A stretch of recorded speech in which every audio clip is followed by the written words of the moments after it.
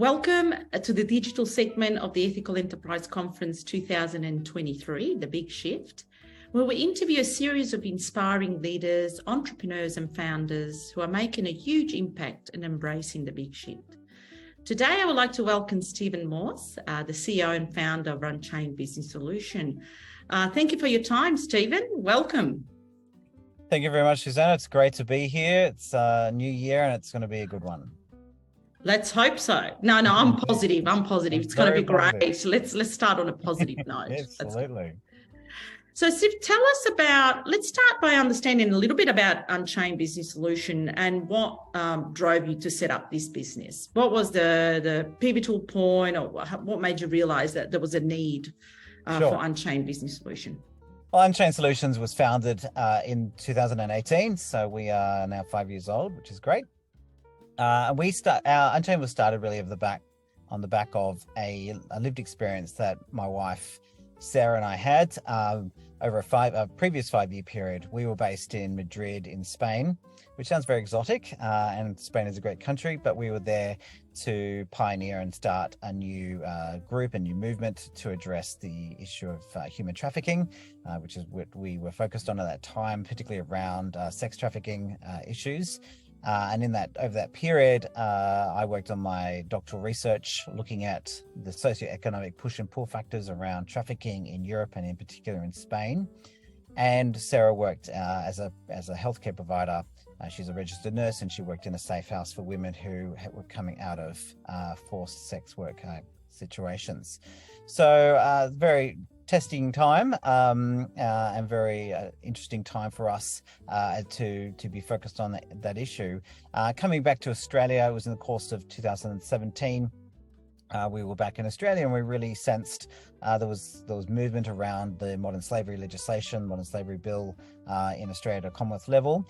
And we really saw an opportunity to use our lived experience to move from focusing on the grassroots, looking at the supply side, if you like, of human trafficking, modern slavery, to seeing ways in which we could actually address this issue at a systemic level. And my research had really been about that, how to actually look at this at a systemic level, because I was convinced that whilst there was a lot of work that was being done around prevention or the protection of people who are being impacted, there was work being done around prosecution. Not a lot had been done to address this issue at a systemic level, particularly at a corporate level, business level.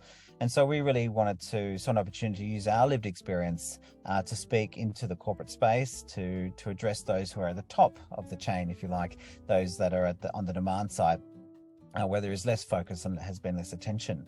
And so that's really where Unchained came from, how it was birthed, and we've grown since then. Yeah, I might have a few other questions later on about this, but I just want to, just on a personal level, how did you start your career from, what did you do before this? Yeah.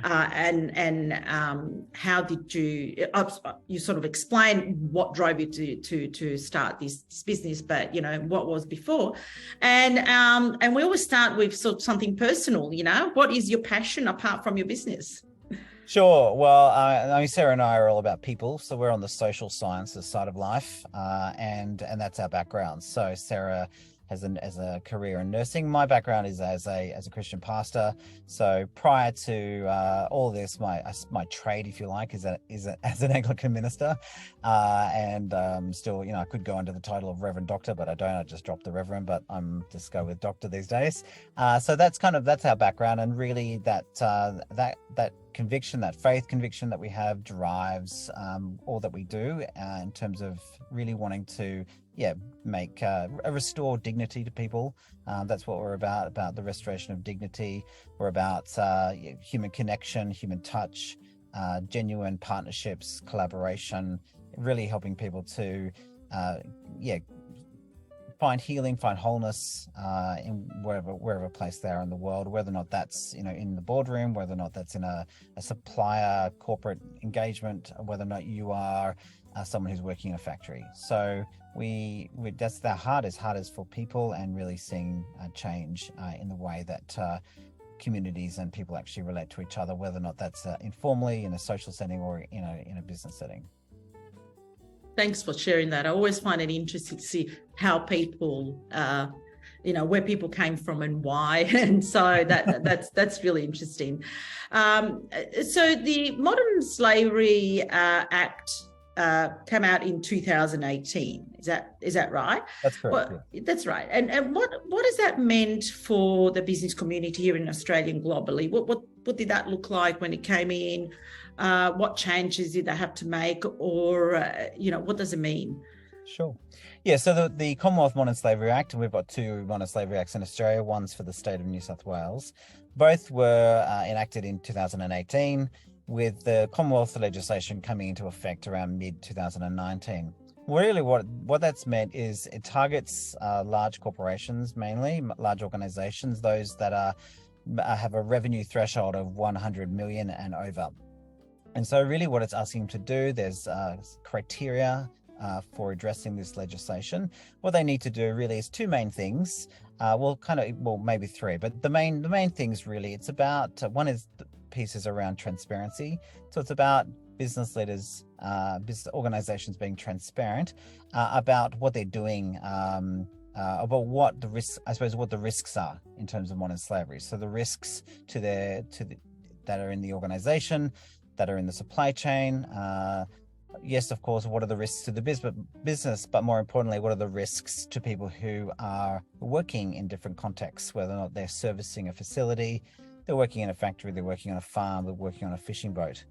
And so it's about being willing to have a look, to identify risks and assess risks, and then being transparent about what you're finding, if anything, and maybe even sharing some of the challenges of that process. That's one of the key words is around transparency, which is a key word, I think, for today in business.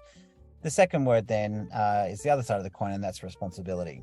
So having identified and assessed, then how do we address organizations take responsibility for what they're finding? What kind of processes and procedures and strategies, engagements do they need to put in place to improve relations with suppliers, to remediate, to provide changes, improve their own business practices, ensure that their governance and risk management structures and policies are up to date, that they're current, relevant, and they can be implemented and effective.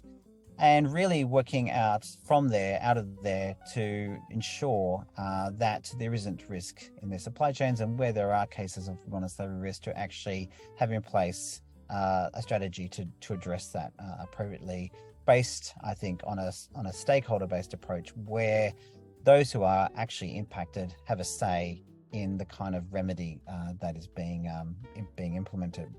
So two words: transparency and responsibility, and then the third word would be measurement, to measure the effectiveness, the impact of that. So whatever we're doing around identifying, being transparent and responsible, that we actually are measuring that, so that to ensure that actually there is change, there is progress, there is movement. And have you seen a great take up from the large corporation? Are they actively interested in this? I mean, obviously, no one wants to have a bad reputation attached to their name, but it is, for a large corporation to mitigate this type of risk, it's quite a bit of work involved, I imagine, because you don't know where all your suppliers are from. So how do they manage this? Yeah, look, I think there's probably a number of things I could say here. I think probably initially there was an initial flurry of interest in the legislation and a sense of urgency to make sure that governance frameworks, policies were in place, risk matrix, so people, organizations understanding who their suppliers are, particularly at the direct supplier level, so domestic level of the supply chain. And there's a lot of initial activity around 2019, 2020. And we saw that in terms of our engagement, there was a sense of urgency around that. I think over time, though, there's been a really flattening out of the engagement. And I think 2022 was a key year where we saw that the issue of modern slavery really became a nice to have piece. Those organizations who are large enough and more and sophisticated enough to have the capacity and the resources to update policies and have compliance mechanisms and all sorts of those kind of foundational steps. They've done all that work, they've set the foundation, and the key challenge then after that is really implementing those foundational steps and really going deeper in their implementation of the legislation. And I think this is where there has been some challenges, obvious challenges, particularly around COVID, for example. The whole pandemic has really limited the ability, for example, for an organization or for a business person to travel to another place where a group pool of suppliers might be, to actually do some checks or do some trainings or do a more in-person kind of engagement and to verify where the risks are. But I think also too, it's that part of the challenge really is really being prepared to set long-term goals and actually work out a strategy to do everything we can to identify risk, not just settle for the initial piece of, well, we've mapped out our suppliers and we've categorized risk by country and industry, and we've discerned those suppliers that are low, medium, high, and we've issued a supplier questionnaire to the high risk suppliers. This is the response. We got a 30% response.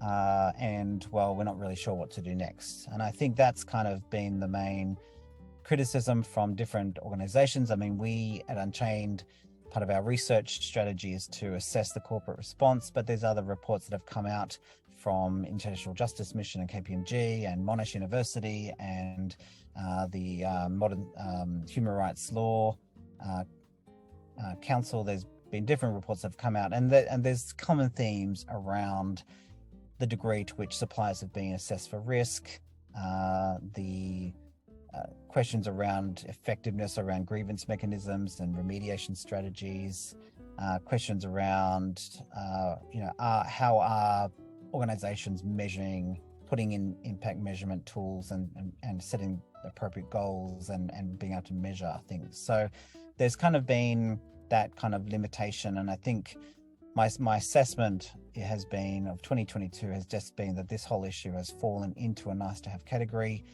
and I think and that's unfortunately it's part of the ESG, it's part of ESG reporting, but it's also in a sense competing with other impact areas, which I don't wish at all to minimize in terms of what organizations need to do around the environment, or reconciliation action plan, or diversity, equity, inclusion, or other kind of impact areas that they need to be focusing on. So I think that's probably, that's probably where I'd see things at the moment. And I'm hoping that changes coming into 2023.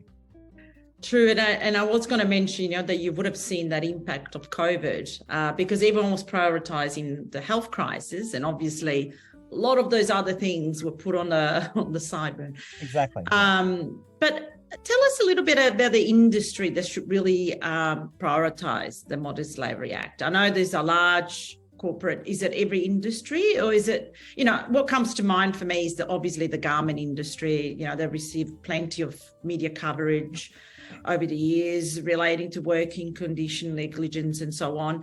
But what other industry? I think most people think the garment industry, but I'm sure there's so many others that fall into this category.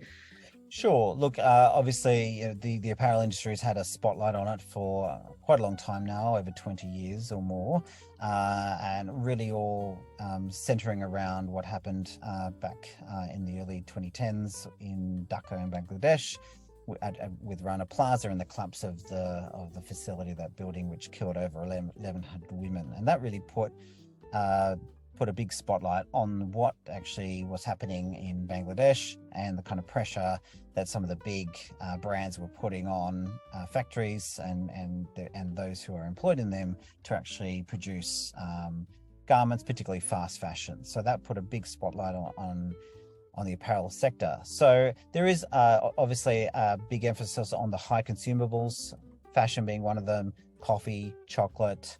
Of more recent years, there's been a spotlight put on fisheries and the harvesting of seafood from off the coast of Thailand, for example. And there's been a lot of work that's been done by Thai Union, a company in Thailand, to actually who's a big player to address those risks. So yes, those kind of high consumables, those sort of B2C products, there is a bigger emphasis, and the kind of risks that are associated with some of the big supermarkets and the products that we buy easily buy.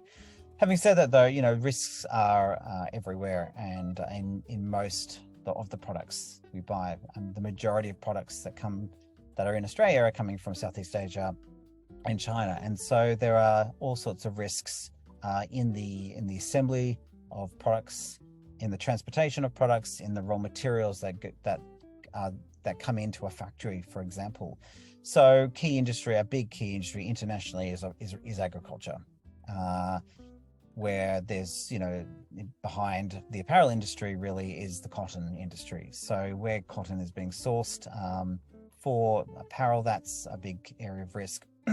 But there's risks in Australia and in many parts, to do with horticulture and all sorts of agriculture, where people are brought in, for example, contingent labor is brought in for the harvest, for example, to work in there, and then the treatment of those people. And there's a spectrum of the kind of provisions and levels of exploitation that occur. So, for example, in Australia, and I've met some of these people who have come into Australia, they might have come as students from the UK and other parts of Europe or the United States or Canada, and they've come here, and they'll go that in order to stay in the country on that visa, they need to go and work on a farm for 3 months, 6 months, and they may not necessarily experience slavery, but they'll experience all sorts of threats. They might all forms of violence. They might not be paid the best. They might have substandard accommodation. They might have to pay the insurance to put the fruit on the truck, all those kinds of things. And so all those kind of worker violations sit probably at the higher end, if you like, of exploitation. But because modern slavery sits on a spectrum, on a continuum, something which may start off at a high level can easily slide into a more severe form of abuse or exploitation. And some of these people might do this, and I remember talking to a number of girls who had been in that situation, but they might sort of put up with any number of minor offences or abuses in order so that they can spend the rest of the time in Australia sitting on Bondi Beach, for example. So it's kind of like they're free to go, and they do this and they suffer for a little time in order to win the prize of being in Australia, sort of thing. That doesn't excuse what's going on, but there's all sorts of scenarios in which people are exploited. Another industry, just quickly then, is around mining. So, and particularly mining in central parts of Africa, in DRC, for example. And here we have a number of issues around the kind of minerals that are being sourced, often by children in extreme situations, in order to service the ICT industry. So all our devices, our phones, our computers, our cars, all the everything that makes metal shine, the mica that goes into so many of our products, even into cosmetics, is often sourced in places where people are being exploited. And so that's an interesting piece, particularly around the drive and the push for EV. So as we look to transform the way that we drive our cars and try and improve our environmental footprint, we also need to consider what are we doing around the human rights side of this. That it's not just about reducing our reliance on coal on fossil fuels, on petrol, for example. We want to move to electricity. We also need to think about, well, who's actually supplying all the components and all the raw materials that go into those components to create that car or that device, for example. And it's so true. I've seen this happening all the time. The focus is on the sustainability side of it, the environmental sustainability, and the social aspect is put aside, or people focus on the social aspect and not. But one of the questions that I had in relation to, you mentioned the workers in the farming community that come to Australia, should the government have more of a role here in terms of, they issuing all these visas because they want workers to go and work in the farms because we don't have enough people working in the farms. But then there's no control over that. Or does the responsibility solely fall on the employer? I think the responsibility is mixed. Unfortunately, when it comes to exploitation of seasonal workers in Australia, one of the problems is that these people who come off and don't know what their rights are, they might have limitations when it comes to language, speaking English, and they just may not understand what it is that they can expect and enforce in a sense, or it's about having a voice really and being able to speak out. And who do I speak out to? Who's actually going to listen to me, and what actions are going to be taken because of that? And unfortunately, because they've come through a third-party recruiter, this is often where the problems lie, are in that third-party agent. That's often where the exploitation starts, because they set up the engagement, they set up the kind of terms and conditions of employment, and then outsource to a farm, for example. It has been the case that by the time that, say, the Fair Work Ombudsman investigates one of these cases, that firm has liquidated, they've dissolved and disappeared. So this is one of the issues we have in Australia, and one of the dynamics, I think, to do with the vastness of this country. It's very easy to get lost in Australia. I think it's very easy for people to get to disappear. Yeah. And talking to someone who specializes in immigration, they would say, there are some 95,000 asylum seekers roaming around Australia, largely unaccounted for. And so it's very, I think for many people, it's very easy to find themselves in vulnerable situations where they are isolated. They don't know what their options are. They have lack of ability to speak out and to get the help they need. By the time that's investigated, it's all over, and those who are the perpetrators have moved on. Yeah, but that brings me all to another question: is the employer then, who's got this history, apart from the third party, that should also be investigated, but definitely. I just want to ask, the Modern Slavery Act has got this perception it is to do with large corporate companies, but how does it trickle down to small, medium businesses? I mean, you mentioned the farming community, they're still large, but what can small, medium businesses do? What are some practical tools they can implement to comply with the Act? Like I think I mentioned, let's say I run a cafe that employs 10 people. Can I have an impact if I do that? Can I contribute towards this? Sure. Well, just go back to the first question. So yes, the Modern Slavery Act does target organizations that have over 100 million in annual consolidated revenue. It impacts small entities really through their engagement with a reporting entity. So, for example, as a larger organization is mapping out a supply chain, it should actually start engaging with those smaller players, those medium firms, those SMEs that reside domestically in Australia. So a small entity could find themselves as a supplier to a larger corporation, and therefore will need to demonstrate a certain level of due diligence, to have put in place certain processes or policies to actually satisfy the tender process, for example. So, for example, and I've spoken to a few of these smaller players, some of them, for example, need to make sure they've got the right policies in place. They might need to, first of all, subscribe to a supplier code of conduct that's been issued by the larger organization.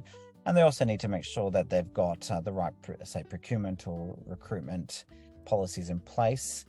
It might be contingent upon that they need to provide a high level awareness training for all the team, for example. And really it's about, satisfying whatever criteria that the larger entity wants them. I am seeing a shift in what larger organizations are asking smaller entities to do. So whereas, for example, a couple of years ago, they might just be asking to adhere to the supplier code of conduct and provide some training. Now there's a greater emphasis on the supplier knowing who their suppliers are, engaging with those suppliers, and really kind of doing the steps that the larger organization needs to do themselves in order to comply with the legislation. So this is where the Modern Slavery Act is actually having an impact downstream. It's also the case that for any organization that wants to do business with government and government departments and entities, they will need to demonstrate a level of compliance in order to tender for business. So really, for small business, it's about being business ready. It's about maintaining your license to operate. And so organizations are finding themselves smaller players that they need to actually demonstrate compliance, even though they're not officially a reporting entity. So what can they do? What is it that they can do to be ready and to get ready? Well, I think there are a number of key things they can do in order to be proactive. So consider, first of all, setting some goals and being strategic in looking at your governance structure. We live in an emerging ESG reporting world, and so good governance is essential for business. And so, how is our organization governed?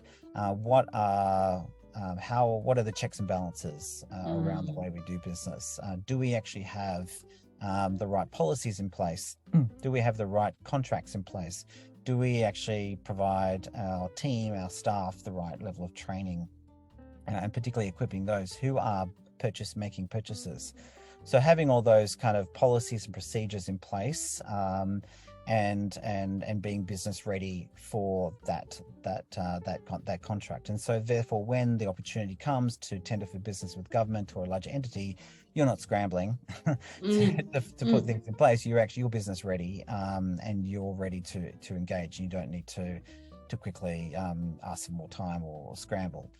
The other things that organizations to do is really to look at who they're buying from, looking at their their finances, their expenditure, and really assessing, who are we buying from. To some degree, that may not be relevant what you do with that information, because you might find yourself, well, I've got Telstra as a buyer, I've got Telstra servicing me over here, and I've got Australia Post over here, and both of them are reporting entities, and I've got no leverage to do anything with those two entities.